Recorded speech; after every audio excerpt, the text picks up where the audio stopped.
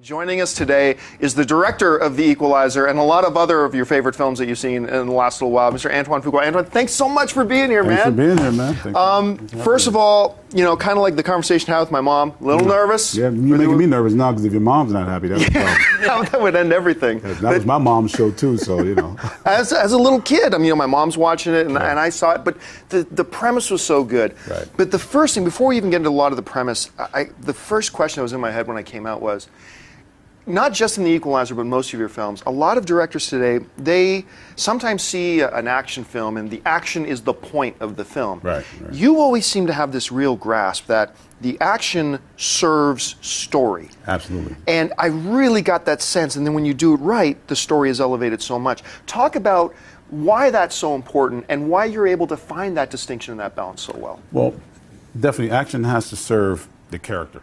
It all starts with the character. So the action has to inform you about the character, the way they fight, what tools they use, right, how they move.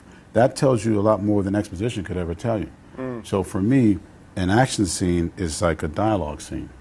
So I always think about it like that, of what am I trying to say in this scene, so that you don't lose the acting as well, especially when you have someone like Denzel. It's very easy to take the camera and whip it around and do a bunch of crazy stuff and throw it in the soup and do it in editing. But, you know, that's a little bit like, that's cool, and it works on some things, and it has worked. But sometimes you want to see the actor doing it, you want to see what he's thinking, you want to see the look in his eyes, you want to make sure you see every little moment that takes place. There's a great scene in a couple of the trailers where Denzel walks into that office and he fights that group of guys. Right. And you're right the way you put that. You learn so much about him in that fight, because I'm watching that sequence, I'm thinking, it felt a lot like Bruce Lee, because Bruce Lee would always talk about being efficient with your movements. Right. And Denzel, you have him move so limitedly yet so efficiently in it, and we learn so much about the character that way. Yeah. What did you want that scene in particular to say about McCall, about Denzel's character? One is that he had already assessed that room before he came in. So, you know, there's violent men and there's men that understand violence. Like, men that understand violence have already decided on what they're going to do to you before it ever happens. So they would prefer for it not to happen. Right. They should have taken the money, by the way. And then the other thing about it is that I wanted you to know that he's highly skilled, he doesn't need a gun, but he's more brutal than the bad guys if he needs to be. Right. And so he looks the one guy directly in the eyes when he says, "You understand?" with that particular thing he has under his chin. That tells you a lot about that guy who's such a sweet, nice man at the diner. But one of the things that jumped out to me really obviously is that a lot of action films, hero movies, will just have this very pure, noble, great hero. You do such a great job, especially in the first like 15, 20 minutes of the film, that this isn't just a good man, this is a damaged man. This is, in many ways, a broken man. Tell us about this character. Yeah, he's a complex character. He comes from obviously a dark past. He's done some ugly things that he's not proud of, but he's trying to live a good life. He's trying to live a positive life. He's trying to help the kid Ralphie at the home mart where he works. He's trying to help Chloe Moretz's character by giving her encouragement. But he doesn't sleep at night because he's not really being his true self. So the guy we meet in the movie is not really the guy, is not even really who he is. You don't really know who he is until after the event happens in the office, and then I do that shot where he's sleeping and then he cuts the wood and the wood opens. That's the first time you really meet Robert McCall. Because now you know, oh my God. The veneer is peeled away. That's right. So that's what I was trying to convey more than anything there, was that he's a complex character. Now, you do this great job of setting up the dichotomy in the character, like trying to be a good man, very broken, not being his true self.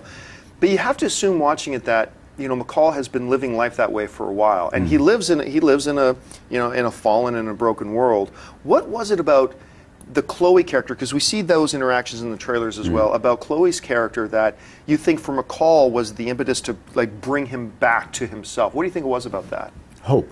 She had hope in her eyes, man. You know, it's like a lot of times these young ladies in that world, they're damaged, and at a certain age, it's kind of hard to save them, you know. She's 15 years old, and she looked in his eyes and said, "I see a lot of men like you," you know. She noticed something about him that not even grown-ups could see. So there was this young kid with all this hope and dreams of being a singer, and he saw the light starting to flicker, you know, and those guys were going to wipe it out eventually. And he said, "You got to save hope. If there's some light still left, you got to do something about that. You can't let that happen." Now, we've got Denzel Washington playing McCall in this, which is a great choice. And You've had a little success working with Denzel Washington before. Bit, yeah. He might have a certain trophy sitting on his mantle somewhere Yeah, because he worked with you. yeah. Talk about that dynamic between Right. you and Denzel and why it works so well. Complete trust. We have a complete trust. Literally, Denzel will never look at the monitor. He never questions what I'm trying to get. He'll help me get it if I say I need to get this thing. That's really what it is. We collaborate really well together. We spend a lot of time together long before we get to the set to discuss the character. And I don't tie his hands. And he does his thing. You know, I know he's going to show up ready and bring the heat, and I got to show up ready and bring what I do. So we both know that about each other. So I could do my job. He knows he could come in and just focus on his character and not worry about the directing side because I'm going to do my job. You know, and that's the biggest thing. But the biggest thing is trust, complete trust.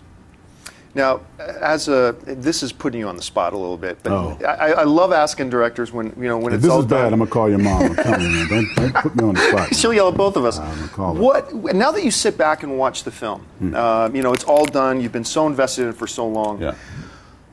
What is it you're most proud of in this movie now that you sit back and it's done? It's now going to be shown on AMC screens everywhere starting tonight. Yeah. What is it you're most proud about The Equalizer?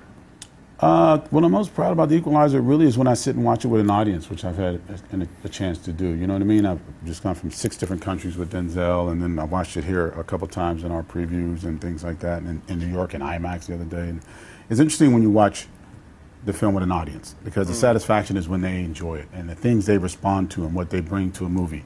The audience brings so much to a movie, their own life and their own experiences and their own feelings, and you watch that and you hear what they say afterwards.